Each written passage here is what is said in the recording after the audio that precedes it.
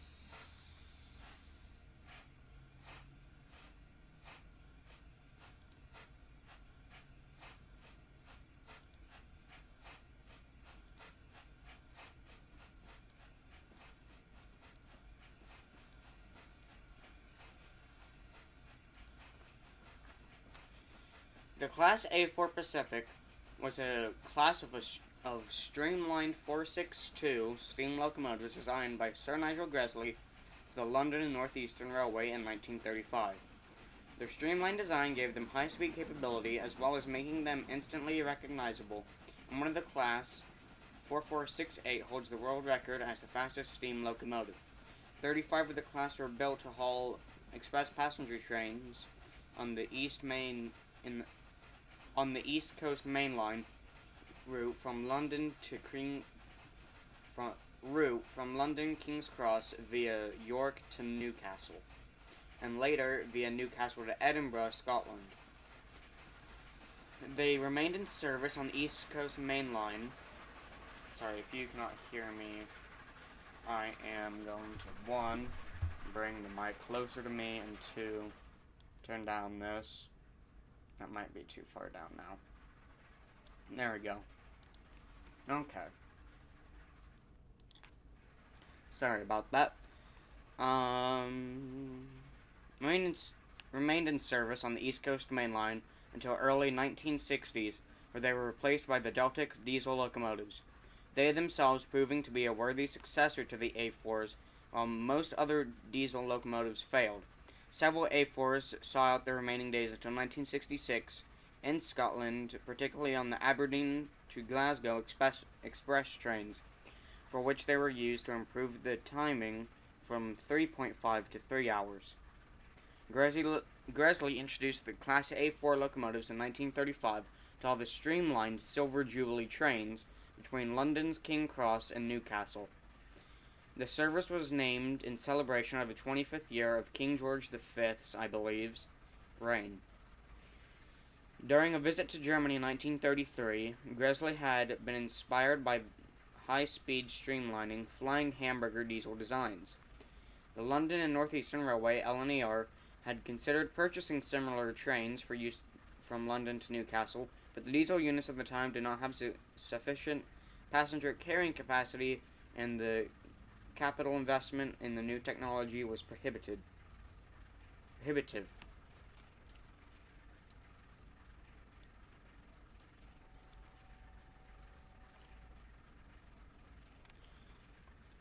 Also, if any of you know this, but what is this used for? Is it used for, like, some sort of lubricator? Because I know what this is for. This is for that little timing, valve thing up in there. And that's for the reverser, well, the reverser.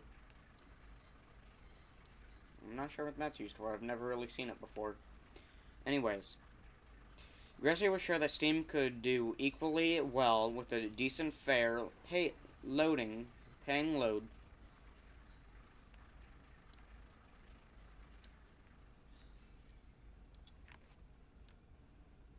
decent fare-paying load behind the locomotive.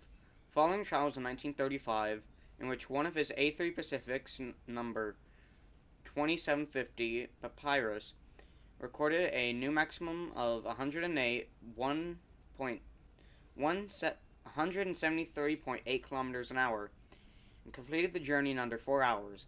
The LNER's Chief General Manager Ralph Wedgwood authorized Gresley to produce a streamlined development of the A3. Initially, 4 locomotives were built, all with the word silver in their names. First was 2509 Silver Link, followed by 2510 Quicksilver, 2511 Silver King, and 2512 Silver Fox. During a press run to publicize the new service, Silver Link twice achieved a speed of 112.5 miles an hour, 181.1 kilometers an hour, breaking the British speed record and sustaining an average of 100 miles an hour, 160.9 kilometers an hour over a distance of 43 miles, or 69.2 kilometers.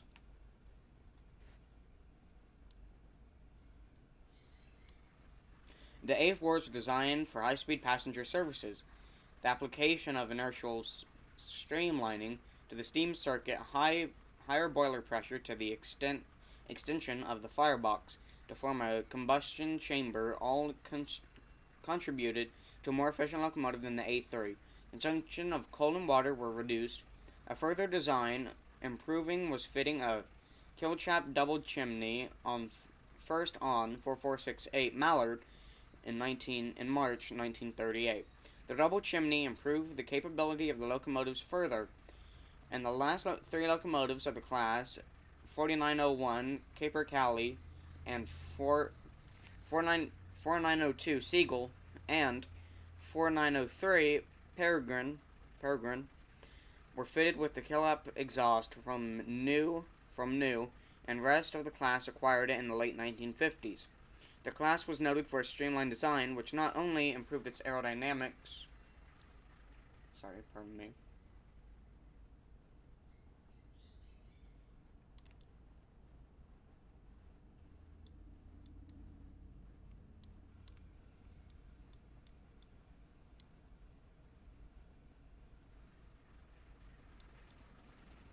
No, I think that's a Hall or a Grange.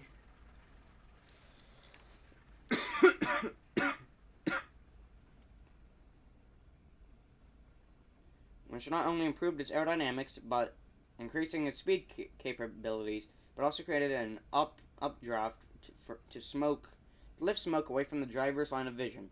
A problem inherited by many steam locomotives, particularly those operated with short cutoff valve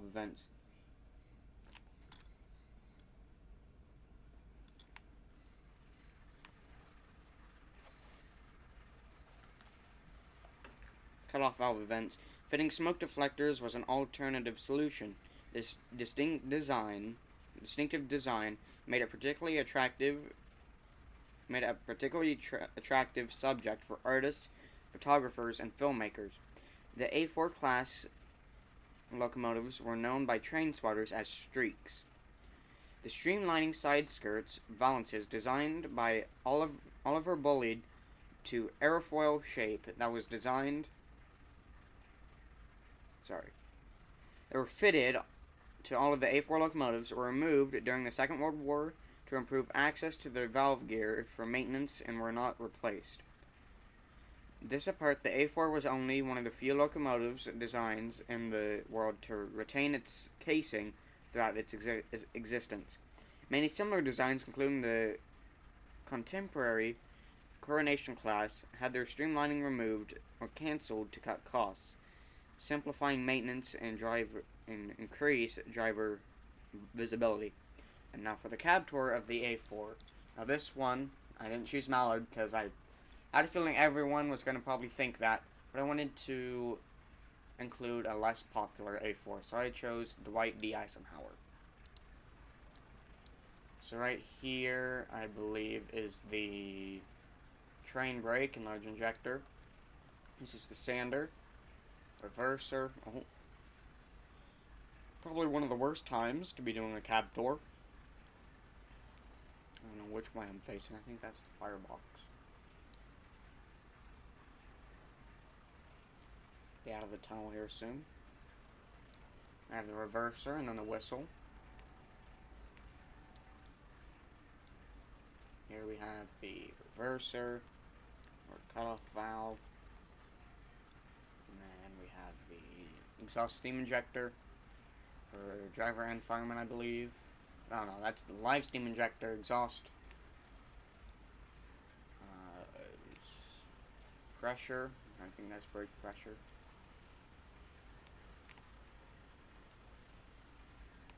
And then speed. Speed. We cut that speed off so we don't derail. We have the pressure right there, boiler pressure. No, I think that's actually like regulator pressure. I'm not sure there. Boiler pressure over there though.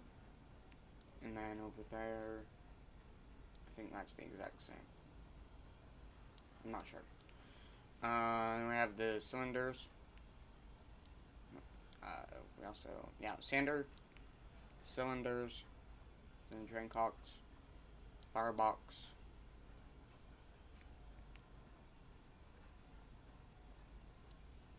driver's glare shield,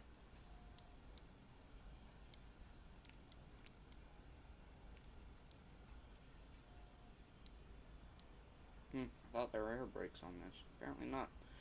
Some stuff I can't use, I guess. That's about it. We do have windows. It's pretty important for a train. And we have a roof vent. So, without further ado, let's continue on.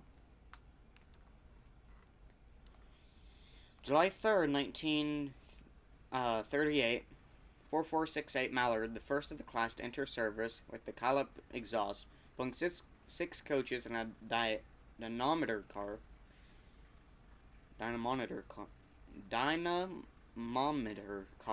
set a world record indicating by the dynamometer of 126 miles an hour, 202.8 kilometers an hour. Gresley never expected it as a world record breaking maximum. He claimed this speed could only have been attained over a few yards, though he was comfortable that the German speed record of 124.5 miles an hour had been surpassed. Close analysis of the diameter roll, currently of the NRM, National Railway Museum, at the NRM of the record, confirms that Mullard's speed did in fact exceed that of the German BR 05002. The Mallard record reached its maximum speed on a downhill run and failed technically in due course, whereas 05002's journey was on a level grade and the engine did not seem to be at its limit. On the other hand, the German train was 4 coaches long, 197 tons, but Mallard's train had 7 coaches. Wait.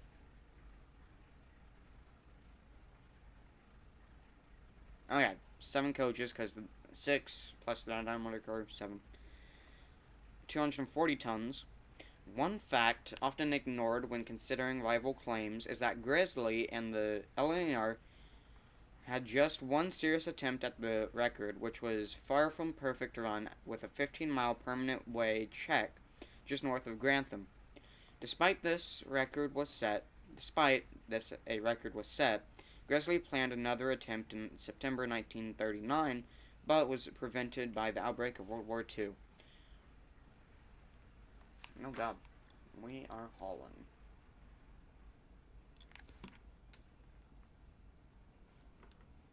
At the end, before I end the video, we will be doing a speed run. One fact often did the outbreak of World War II.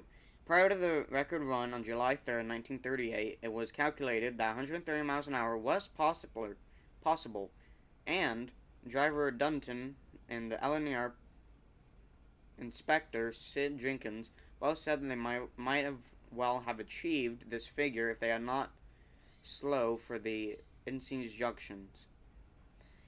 At the end of Mallard's record run, the middle cylinder The middle big end, part of the motion inside for the inside cylinder, ran hot, indicated by the bursting of heat-sensitive stink bomb placed in the bearing for warning purposes.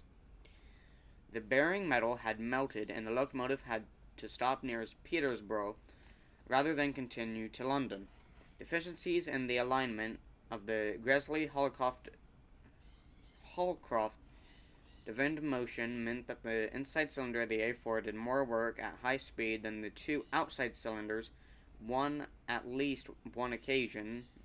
This led to the middle big end wearing to such an extent that the increased piston travel knocked back the ends off. That the increased piston travel knocked the ends off the middle cylinder, and this overloading was mostly responsible for the failure.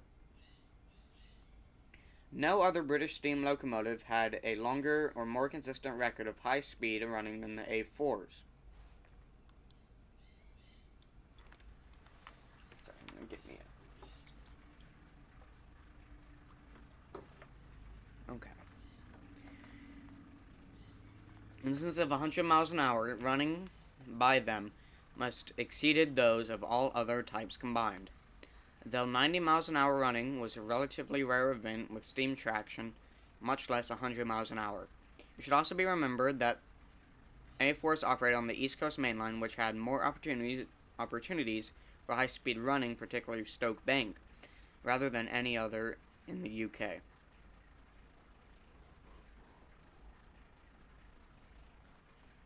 Oh, we're already at Exminster? Oh, shoot. Okay. I'm going to skip some of this and go to the models.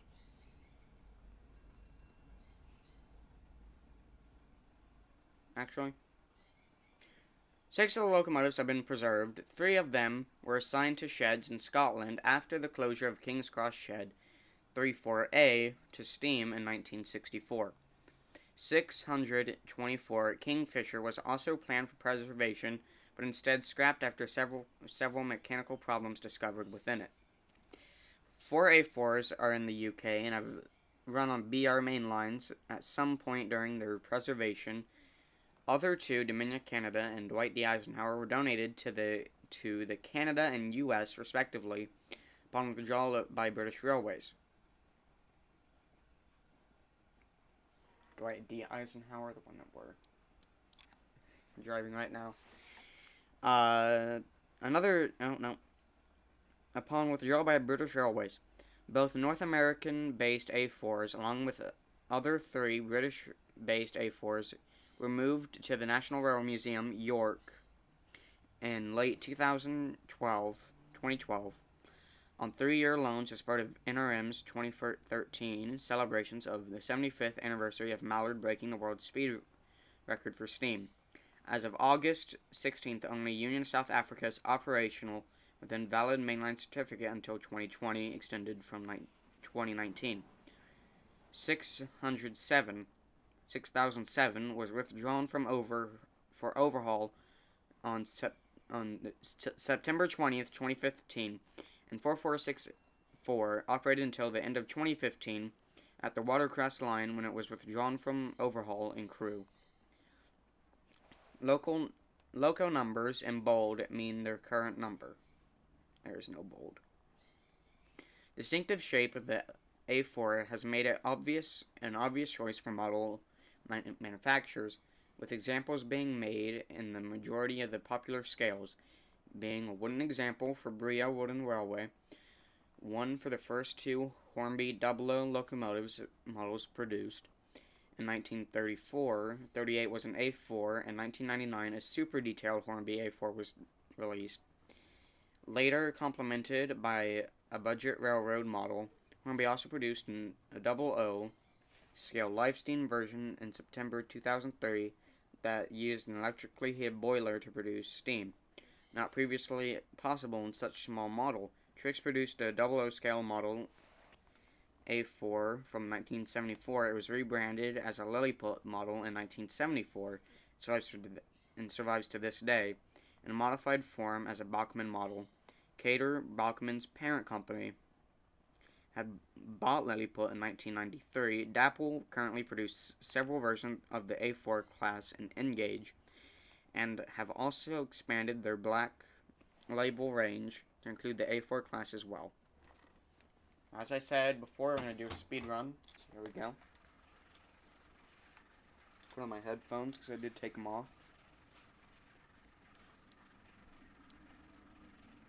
See how fast we can get Dwight D. Eisenhower going.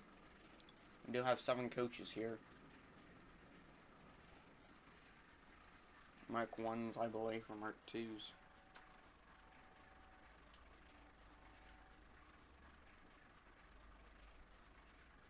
The reason why I had to skip some of the information was because we were at Exeter, we were at Exminster a little earlier than I thought.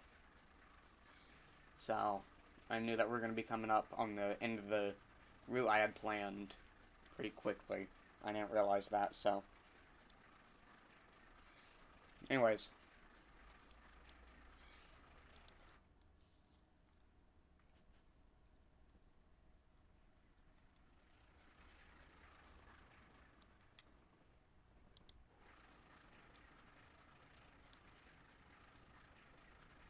See if we can break 100 before ending up at Exeter.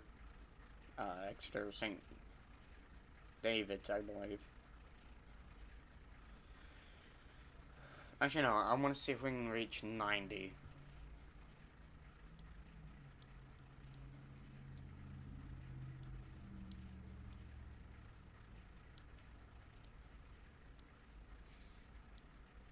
Come on, you got this, Dwight D. Eisenhower.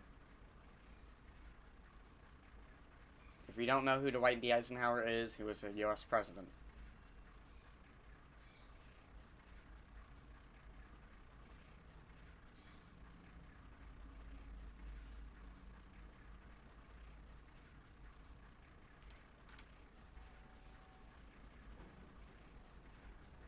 We might hit 90, I'm not sure though. It'd be really impressive if we did. Yeah, there's no way we're gonna hit 100 by the time we get to Exeter. Might hit 90. I'm gonna say 88 by the time we get there. But if it hits 90, my expectations are gonna be surpassed.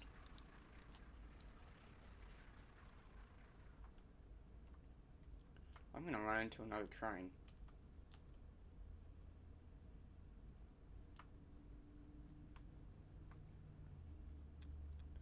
Yep, we reached 88. Oh my, look at that lane. Probably gonna derail. Right here at this upcoming turn. I'm gonna derail.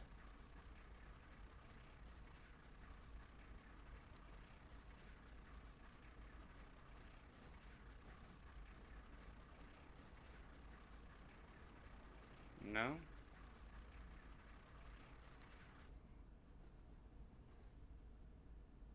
Yeah, and it derailed. Okay. Well, thank you all for watching. I will see you all next one. Peace.